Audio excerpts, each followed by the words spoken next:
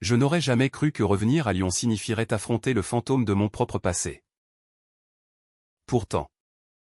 Ce soir-là. Sous la pluie fine qui trempait les pavés de la rue Saint-Jean. Je vis Maxence pour la première fois depuis 5 ans. Et mon cœur se brisa à nouveau. Léo, c'est vraiment toi, murmura-t-il. Et dans sa voix. Il y avait tout, l'amour interdit. La trahison. Et le secret que nous avions juré d'enterrer à jamais. Je m'appelle Léo Moreau. Et je suis né dans une famille catholique rigoriste de la bourgeoisie lyonnaise. Mon père. Notaire respecté. Ma mère. Pilier de la paroisse. Et mon frère aîné. Héritier parfait.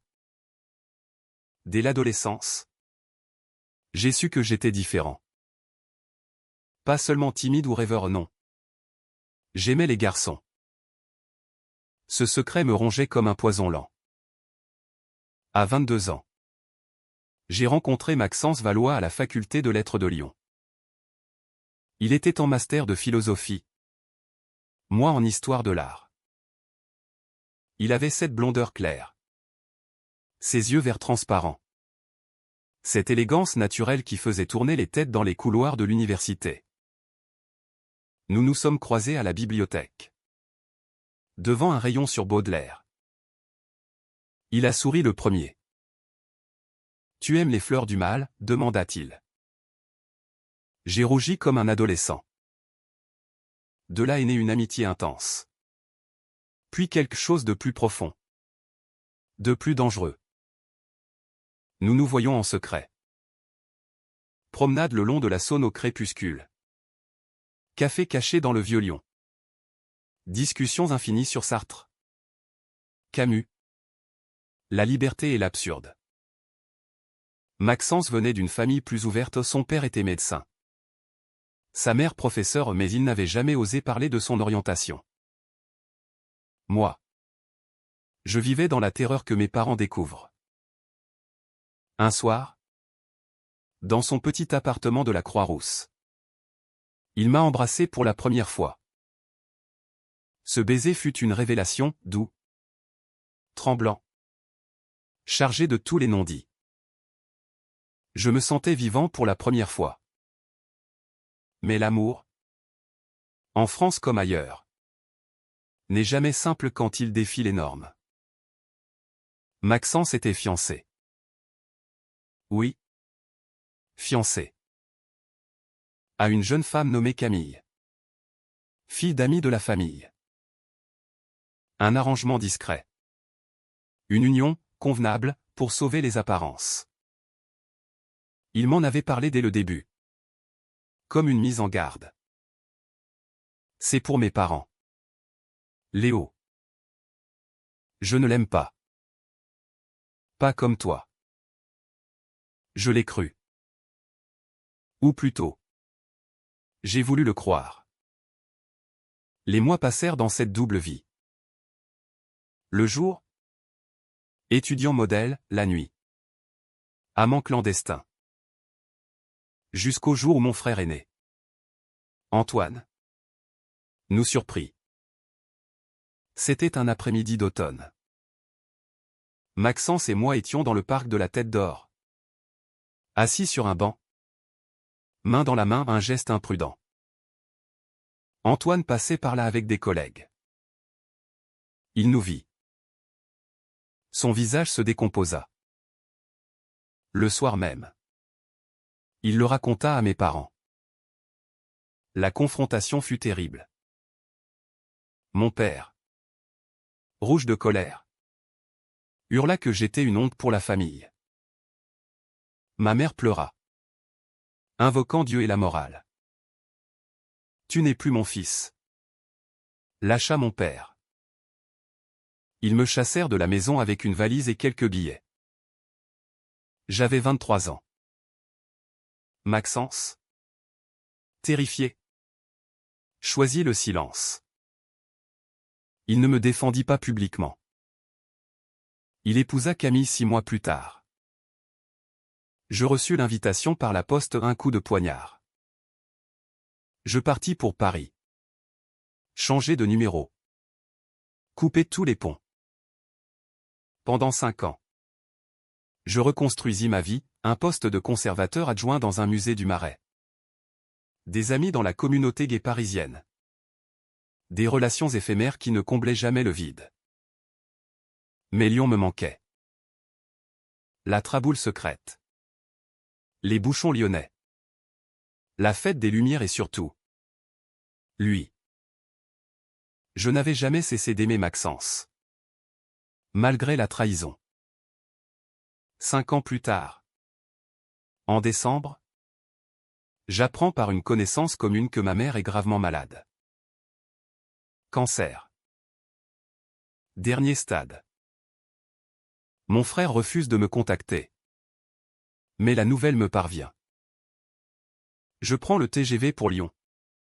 Le cœur serré. Je ne sais pas si je reviendrai pour elle. Pour moi. Ou pour lui. À la gare de Perrache. Il pleut. Je marche dans le vieux Lyon. Vers la maison familiale. Et là. Sous un réverbère. Je le vois, Maxence. Plus âgé. Plus marqué.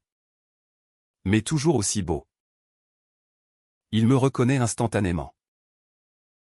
Nous restons figés sous la pluie. Léo, sa voix tremble. Qu'est-ce que tu fais ici? Je ne réponds pas tout de suite. Les mots se bousculent. Colère. Amour. Douleur. Ma mère est mourante. Il pâlit. Je sais. Camille et moi nous sommes proches de ta famille. Camille. Toujours ce nom. Tu es heureux, demandai-je. La voix rauque. Il baisse les yeux. Non. C'est le début de tout. Cette nuit-là. Nous marchons sans but dans les rues humides de Lyon. Maxence porte un manteau en laine sombre. Col relevé. Il me raconte sa vie, le mariage avec Camille. Sans passion, 2 enfants. Un garçon et une fille, une carrière brillante comme avocat. Mais dans ses yeux, je vois le vide. Je n'ai jamais aimé une femme. Léo. Jamais. Camille le sait. Au fond. Nous vivons une façade. Pour les enfants. Pour la société. Je ris amèrement. Et moi? Tu m'as laissé tomber quand j'avais le plus besoin de toi. Il s'arrête. Me fait face. J'avais peur. Mes parents menaçaient de me déshériter. Camille était enceinte, non. Attends. C'était après. Mais à l'époque. J'étais lâche. Je suis lâche. Les larmes coulent sur ses joues. Mêlées à la pluie. Je veux le haïr. Mais je ne peux pas. Je le prends dans mes bras. Là. Au milieu de la rue. Un geste impulsif. Il se raidit d'abord. Puis s'effondre contre moi. Nous allons chez lui ou non? Pas chez lui. Dans un hôtel discret près de la place Bellecour. Nous parlons jusqu'au matin. Il avoue qu'il a suivi ma vie de loin. Via des amis communs. Qu'il a pleuré le jour de mon départ. Qu'il m'aime encore. Recommence avec moi. Léo. Quittons tout. Mais c'est impossible. Il a des enfants. Une famille. Et moi. Je porte encore les cicatrices du rejet parental. Le lendemain. Je vais voir ma mère à l'hôpital. Elle est faible. Branchée à des machines. Mon père et Antoine sont là. Quand ils me voient. L'atmosphère se glace. Qu'est-ce que tu fais ici, gronde mon père. Je suis venu pour maman. Ma mère ouvre les yeux. Léo, mon fils. Elle tend une main tremblante. Je la prends. Mon père détourne le regard. Antoine sort furieux. Dans la chambre, ma mère murmure, « Pardonne-nous. J'ai eu tort. » Mon père reste silencieux. Mais je sens que quelque chose craque. Le soir, Maxence m'attend dehors. Il a parlé à Camille. Elle sait tout. Depuis des années. Elle accepte une séparation à condition qu'il reste un bon père. Viens vivre avec moi à Paris. Proposai-je. Il hésite. Les enfants? Nous décidons d'attendre la fin de l'année. Mais le destin en décide autrement. Quelques jours plus tard, Antoine découvre nos retrouvailles. Il nous surprend dans un café. Explosion de colère. Tu reviens pour détruire une autre famille. Il menace de tout révéler publiquement. Maxence panique. La tension monte. Ma mère s'éteint paisiblement, me tenant la main. À l'enterrement, la famille est divisée. Mon père me parle enfin, « Ta mère m'a fait promettre de te réintégrer. » Mais Antoine refuse. Il détient un secret, des années plus tôt. C'est lui qui avait poussé Maxence à m'abandonner, en le menaçant de révéler son orientation à ses parents. La révélation éclate lors d'une confrontation familiale. La maison familiale, une belle demeure bourgeoise dans le quartier d'Ainay, devient le théâtre d'une scène digne d'un drame racinien. Mon père vieillit. Antoine rouge de rage. Moi au centre. Et Maxence que j'ai fait venir pour clarifier tout. Antoine hurle, « Tu n'as pas changé. Tu vas encore ruiner des vies. » Je riposte, « Et toi? Tu as forcé Maxence à me trahir. » Silence de mort. Maxence confirme. Voix basse, « C'est vrai. Antoine m'a menacé.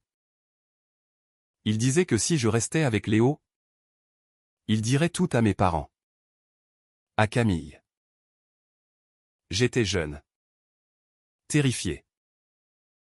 Mon père regarde Antoine. Incrédule. « Tu as fait ça?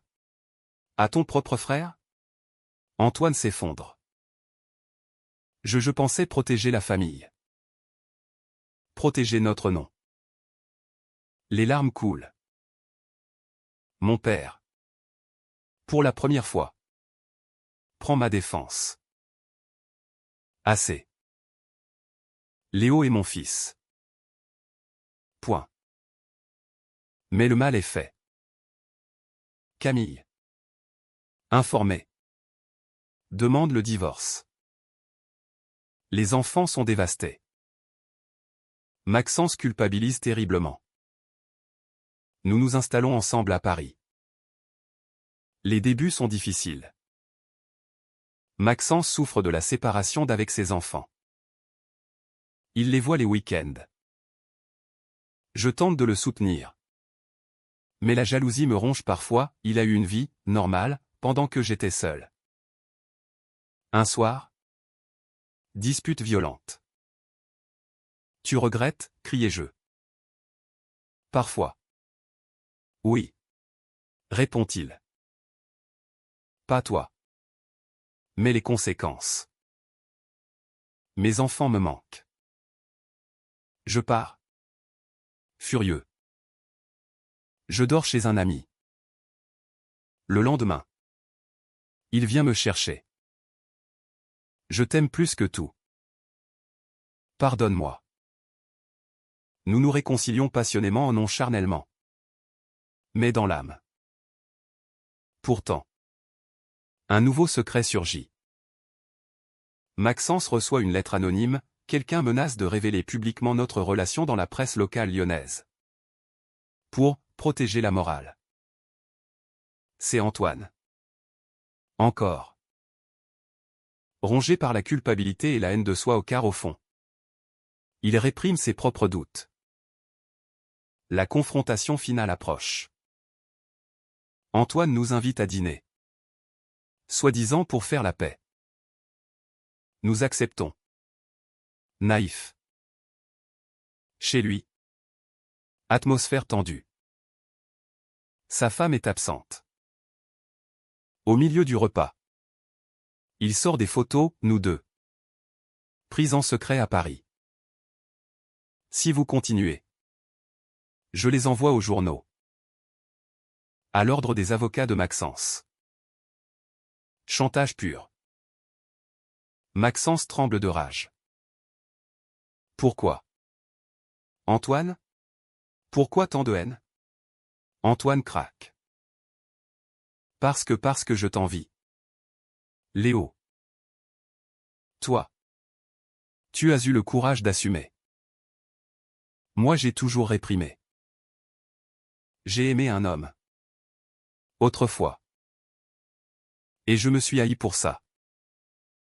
Révélation choc. Antoine est gay. Lui aussi. Mais marié. Père. Prisonnier de sa propre hypocrisie.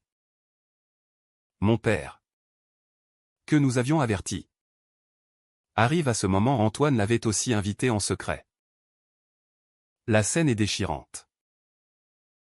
Antoine pleure comme un enfant. Mon père le prend dans ses bras. Mon fils, pourquoi ne pas avoir parlé? Pour la première fois. La famille entière affronte la vérité. Pas seulement mon orientation. Mais celle d'Antoine.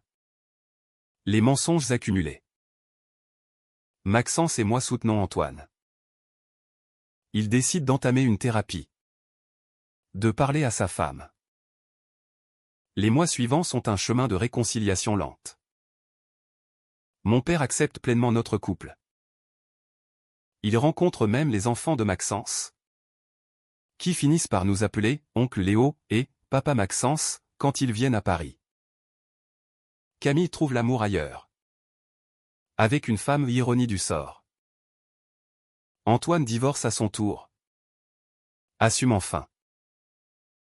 1 an plus tard. Sous la fête des Lumières à Lyon. La ville brille de 1000 feux. Maxence et moi marchons main dans la main dans les rues. Sans peur. Mon père nous accompagne. Fier. Antoine est là aussi. Avec son nouveau compagnon discret. Nous plaçons des lumignons sur le rebord d'une fenêtre. En mémoire de ma mère. Elle qui, avant de partir, avait murmuré « Aimez-vous librement. Mes fils. » Maxence me serre contre lui. Je t'aime. Léo. Pour toujours. Je réponds. La voix émue, et moi. Malgré tout. Le retour inattendu a forcé les vérités. La famille. Brisée puis reconstruite. Et plus forte. Nous ne sommes plus des secrets. Mais des hommes libres. Dans cette France parfois conservatrice, parfois tolérante, nous avons choisi l'amour authentique. Pas sans douleur. Pas sans larmes. Mais avec une profondeur qui rend la vie digne d'être vécue. Et sous les lumières de décembre, Lyon nous enveloppe comme une bénédiction.